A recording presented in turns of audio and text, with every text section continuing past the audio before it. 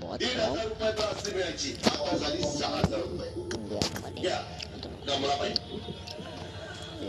This is a simulation game set in a virtual world and does not represent real life.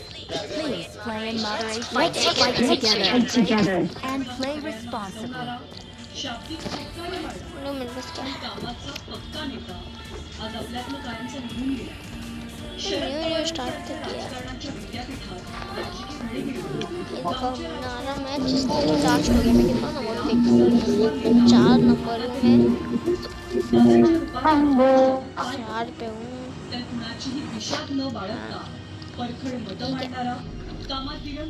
देखो ऐसा दिखता है ये मैंने ये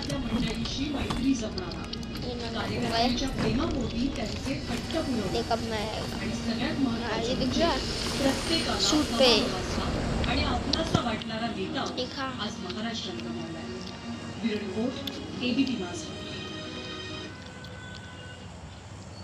आणि अजित पवारांनी त्यांच्या राजकीय प्रवासाला खूप तरुण वयामध्ये सुरुवात केली, पण दादांचा राजकीय प्रवास तितकाच सोपा नव्हता।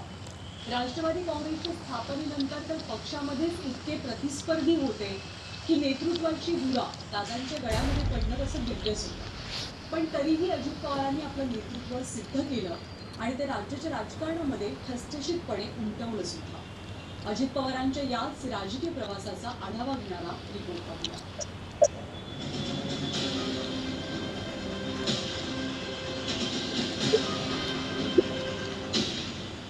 आमच्या पंकजाताईच्या विरोधामध्ये ती बजरंगा उभा आहे। त्या बजरंगा सारखा माझ्याकडे यायचा, दादा माझ्या कारखान्याची कॅपॅसिटी वाढवून द्या ना दादा, द्या ना। मी देत नव्हतो, या शाळेने द्यायला मी माहिती घेतली। ही पद्धत नाही बोलायची, ही पद्धत नाहीये।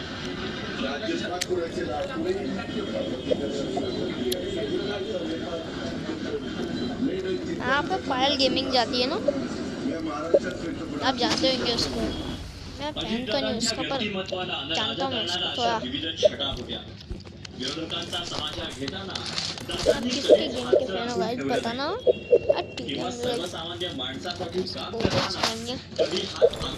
है शरद पवार नावाच्या राजकीय विद्यापीठात दादांनी राजकारणाचे धडे गिरवले। अजित पवारांच्या राजकीय कारकिर्दीची सुरुवात झाली ती कोऑपरेटिव्ह शुगर फॅक्टरीच्या बोर्डावर ते निवडून गेले तेव्हा।